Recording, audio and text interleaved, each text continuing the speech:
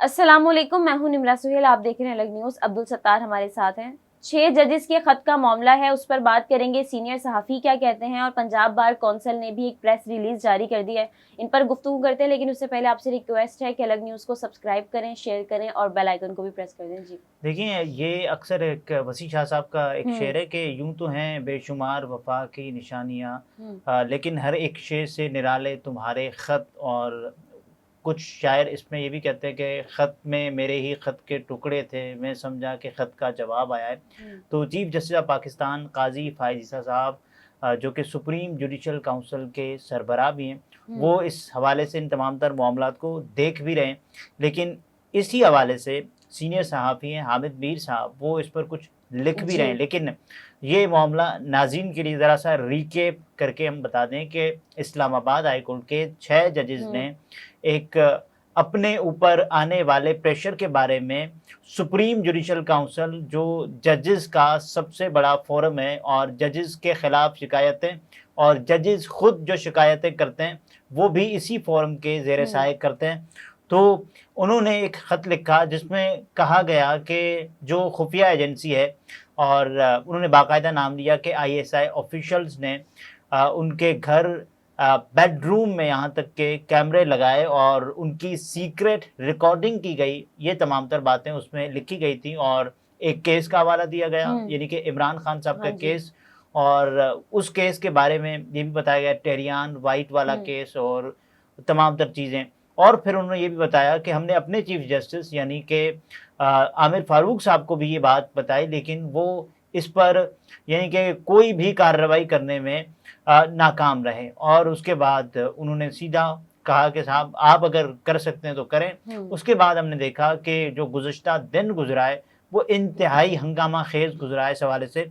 सो हामिद मीर साहब ने इस पर एक सुप्रीम कोर्ट के हवाले से कुछ बात की है। सबसे पहले तो जो पंजाब बार काउंसिल की जानिब से एक इजलास बुलाया गया जज साहिबान के इल्ज़ामात या फिर जज साहिबान के ख़त के हवाले से, और इस पे पंजाब बार काउंसिल पे यानी कि कमेंट करने के लिए तमगा याफ्ता सहाफ़ी आए, जी। वक़ार सत्ती साहब, जो कि इमरान खान साहब से मुतल्लिक़ या पाकिस्तान तहरीक-ए-इंसाफ से मुतल्लिक़ यानी कि कोई भी अच्छी खबर नहीं रखते जो कि वो शेयर करते हो अपने एक्स अकाउंट पर।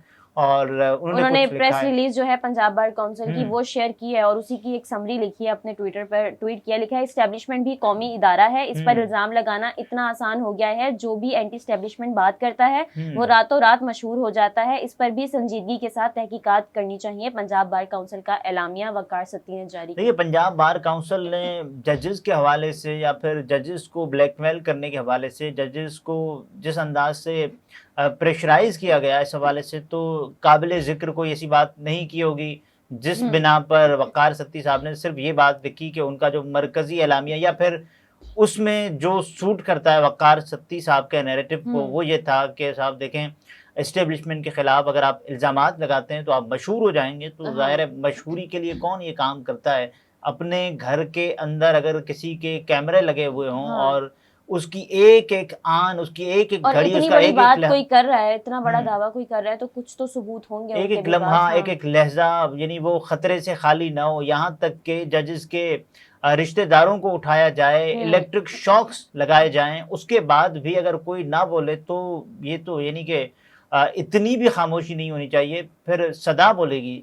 और जाहिर है वकार सत्ती के इस ट्वीट पर ही हामिद मीर साहब ने देखिए, ट्वीट वकार किया है। सत्ती साहब जो भी यानी नैरेटिव, इस पे ये कहा जा सकता है कि देखें, आपका जो आप ये कहें ना कि इसकी तहकीकात होनी चाहिए, इस पर तो आप नहीं कह रहे कि जजेस ने जो इल्जामात लगाया, जजेस ने जिन बातों का जिक्र किया है, इस पर तो आप ये नहीं कह रहे कि इस पर बहुत कोई बड़ी बातें की गई हैं। इतनी बड़ी बात इतनी आसानी से तो कोई नहीं कर देंगे, उनके पास भी सबूत होंगे, प्रॉपर तहकीकात होनी चाहिए। इस्लामाबाद हाई कोर्ट में टोटल जजेस की तादाद है 8 और 6 जजेस ने ये लिखा है बाकायदा तौर पर। बाकी बचे 2, मियाँ गुलहसन औरंगजेब साहब और चीफ जस्टिस आमिर फारूक साहब, ये 2 बचे। तो यानी कि 6 जज साहिबान, इनको ये लगता होगा ना कि कितने संगीन नताइज ये भुगत सकते हैं, और उतने तो वो भुगतते आ रहे हैं। तो उनको अंदाजा होगा, जब ही सर्विस में रहकर उन्होंने ये बातें बताई हैं कि हमसे मुनसिफान यानी कि मुनसिफीन खुद इंसाफ मांग रहे हैं कि हमें भी इंसाफ देने वाला कोई है। वो बाबर सत्तार साहब, जो कि खुफिया या फिर लीक्ड वीडियोस के बारे में हम देख रहे थे ना कि लतीफ खोसा साहब और बुशरा बीबी वाला जो मामला था उसको कितनी दूरअंदेशी के साथ या फिर कितना उस एक्टिव होते हुए वो सुन रहे थे। लेकिन मुझे तो ये लगता है कि वो अपना दर्द समझकर उसको सुन रहे होंगे, उनको ये लगता होगा, फिर उनके वो रिमार्क्स के बिग बॉस सब देख रहा होता है, तो इससे अंदाजा लगाना मुश्किल नहीं है। हामिद मीर साहब ने ट्वीट किया, वो लिखते हैं कि एस्टेब्लिशमेंट पर इल्जाम लगाना सबसे मुश्किल काम है। 6 गोलियां मार दी जाती हैं, गाड़ी के नीचे बम लगा देते हैं। 6 गोलियां मार दी जाती हैं, ये हामिद मीर साहब ने शायद अपने लिए, और हामिद मीर साहब की गाड़ी के नीचे बम भी रखा गया था। किसने रखा था किसी को नहीं पता, लेकिन हामिद मीर साहब ने इसके बारे में कुछ आगे बताया। सही, वो लिखते हैं कोई अदालत इंसाफ नहीं देती, टीवी प्रोग्राम पर पाबंदी लगा दी जाती है, कोई अदालत इंसाफ नहीं देती, गद्दारी के झूठे इल्जामात लगा दिए जाते हैं, और जो जर्नल आइन से गद्दारी करता है उसे सजा देने वाले जज को पागल करार दे दिया जाता है। पेशावर हाईकोर्ट के चीफ जस्टिस थे जस्टिस वक़ार अहमद सेठ, जिनकी कोरोना की वजह से हलाकत हुई, और उन्होंने एक फैसला दिया था। वो फैसला गैर इंसानी ज़रूर था, लेकिन जाहिर है उस फैसले के कुछ निकात से इत्तेफाक ज़रूर किया जा सकता था। और उसके बाद फिर हमने देखा कि चीफ जस्टिस काजी फाइज ईसा साहब ने वो फैसला बरकरार रखा। ज़ाहिर है उन्होंने कुछ फैसले के जो भी हार्श पहलू थे उनको दरकिनार किया, लेकिन परवेज़ मुशर्रफ साहब के हवाले से उन्होंने कहा कि, और उस वक्त के पाकिस्तान तहरीक इंसाफ की जानिब से, क्योंकि ये विफाक की जानिब से एक मुकदमा किया गया था नवाज शरीफ साहब की हुकूमत में परवेज़ मुशर्रफ साहब के खिलाफ, तो इसमें यह था कि फ़रोख नसीम साहब वहाँ आए थे और उन्होंने कहा था कि साहब देखें ये वाला मामला है ना, ये जज पागल है, हम इनका साइको एनालिसिस के लिए भेजेंगे और ये इनका फैसला ऐसे नहीं हो सकता। देखें आप फैसले पर एतराज़ कर सकते हैं जैसे कि अभी किया जा रहा है। बहरहाल हामिद मीर साहब ने जो बताया गाड़ी के नीचे बम, उसके अलावा प्रोग्राम बंद किया जाना, इमरान खान साहब के दौरे हुकूमत में हामिद मीर साहब का प्रोग्राम बंद हुआ, और जो गद्दारी के फतवे पहले पाकिस्तान तहरीक इंसाफ वाले लगाते थे हामिद मीर साहब के खिलाफ, और अब पाकिस्तान मुस्लिम लीग नवाज वाले इसमें पेश हैं, जिनको किसी ज़माने में हामिद मीर साहब बहुत अच्छे लगते थे पाकिस्तान मुस्लिम लीग नवाज वालों को, आज देखें कितने बुरे लग गए हैं। यानी कि वक्त बदलने की देर होती है, हालात बदलने की देर होती है, यानी कुर्सी बदलने की देर होती है, तो उसके बाद हामिद मीर साहब या फिर जैसे और सहाफ़ी हैं वो फिर निशाने पर आ ही जाते हैं। और उसके बाद फिर हामिद मीर साहब ने एक और ट्वीट किया, वो लिखते हैं 6 जजों ने जिस मुदाखलत की शिकायत की है उसे रोकना मुश्किल नहीं, हाजिर सर्विस मुदाखलतकारों के खिलाफ कार्रवाई मुश्किल है, लेकिन जिन्होंने जस्टिस शौकत सिद्दीकी के साथ नाइंसाफी की वो तो रिटायर्ड हो चुके हैं, उनके खिलाफ तो कार्रवाई हो सकती है, लेकिन ये भी मुश्किल नजर आ रहा है क्योंकि कार्रवाई तो सिर्फ सियासतदान के ही खिलाफ होती है। देखिए उन्होंने कहा है बाकायदा तौर पर, लेकिन क्यों नहीं हो सकती? अगर कोई भी हाजिर सर्विस अपने हल्फ की पासदारी ना करे तो महकमा जाती कार्रवाई, हमने देखा है कि इससे पहले भी अफवाज पाकिस्तान ने बरमला इसका इज़हार किया है कि वहाँ एक निज़ाम मुतय्यन है कि जिसके बारे में कोई शुकूक व शुबात या कोई कंप्लेंट्स आती हैं तो उनको बाकायदा तौर पर देखा जाता है। तो ये मेरा ख्याल है कि महकमा जाती कार्रवाई तो होती रहनी चाहिए और होगी, अगर और सबके लिए होनी चाहिए, सिर्फ देखिए होनी चाहिए, सिर्फ सियासतदान नहीं। इसमें हमारे मुल्क में हम यही देख रहे होते हैं। आप बिल्कुल ऐसे ही है, इसमें कोई शक नहीं है। इमरान खान साहब अभी अंदर हैं, इससे पहले हमने देखा कि नवाज शरीफ साहब, आसिफ अली जरदारी साहब, मोहतरमा बेनज़ीर, और ये सारी सियासी सजाएं होती हैं। ये सियासी सजाएं होती हैं जब ये मामलात अदालतों में जाते हैं, हुकूमतें बन चुकी होती हैं जिनकी वजह से ये की जाती हैं, जब वो सब कुछ सेटल हो चुका होता है तो उसके बाद सजाओं में नरमी, फिर डील की खबरें और मामूल बन जाती हैं। उसके बाद फिर हामिद मीर साहब कहते हैं कि एक डिस्ट्रिक्ट एंड सेशन जज को खुफिया इदारे के सेक्टर कमांडर ने मुलाकात के लिए बुलाया, जज साहब नहीं गए तो उन्हें ओएसडी बना दिया गया। ये सब तौहीन अदालत के ज़मरे में आता था। जज साहिबान के पास तौहीन अदालत की कार्रवाई का इख्तियार मौजूद था, लेकिन उन्होंने अपना इख्तियार इस्तेमाल नहीं किया। जज साहिबान के पास तो इख्तियार मौजूद था, ये तो सब कह रहे हैं, लेकिन इख्तियार का इस्तेमाल कौन करेगा? जज साहिबान ही वही करेंगे ना जो थ्रेट्स महसूस कर रहे थे या थ्रेट उनको मौसूल हो रही थी, और उसके अलावा ब्लैक मेलिंग, उन पर तशद्दुद, यानी उनके रिश्तेदारों पर तशद्दुद, खुफिया रिकॉर्डिंग्स किए जाना, तो वो ऐसे माहौल में बेहतर, ये मेरा ख्याल है जो बेहतर उनको लगा होगा, जिस बंदे के साथ जो भी हैपनिंग हो रही होती है तो उसका बेहतर अंदाज़ा वही कर सकता है, और उस कैफियत में सबसे बेहतर फैसला मुझे लगता है वही कर सकता है जिसके साथ कोई भी चीज़ बीत रही होती है।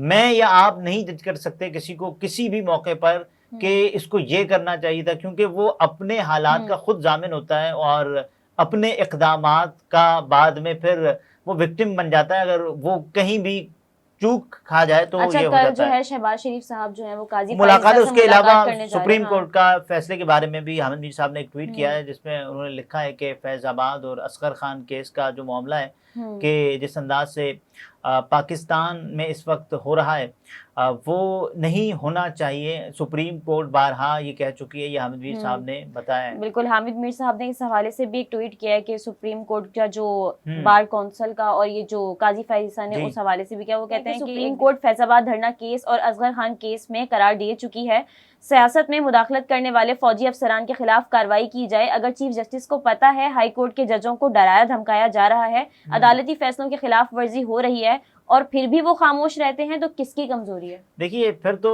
चीफ जस्टिस साहब से ज्यादा मुझे आइन की कमजोरी, कानून की कमजोरी, निज़ाम की कमजोरी तो है ही। लेकिन चीफ जस्टिस ऑफ पाकिस्तान काजी मोहम्मद फाइज साहब अपने जजेस के लिए भी अगर खड़े नहीं हो सकते तो उसके बाद उन पर जाहिर है लोग अभी से ही उंगलियां उठाना शुरू और हो अब गए। उम्मीद यही है काजी फाइज़ा साहब से ही है कि वो इस हवाले से इसको कितना देखिए, सीरियस लेते हैं, क्या एक्शन लेते हैं। जजों का सबसे बड़ा सरबराह चीफ जस्टिस ऑफ पाकिस्तान होता है और उसको यानी कि चीफ जस्टिस ऑफ पाकिस्तान एक इदारे के तौर पर तस्वुर होते हैं जब वो सुप्रीम जुडिशल काउंसिल, ये supreme judicial council itself supreme judicial council नहीं है, ये एक ऐसा इदारा है जो जजों के हवाले से शिकायत भी वसूल करता है, जो जजेस की शिकायत भी वसूल करता है और उस पर अपना कोई फैसला देता है।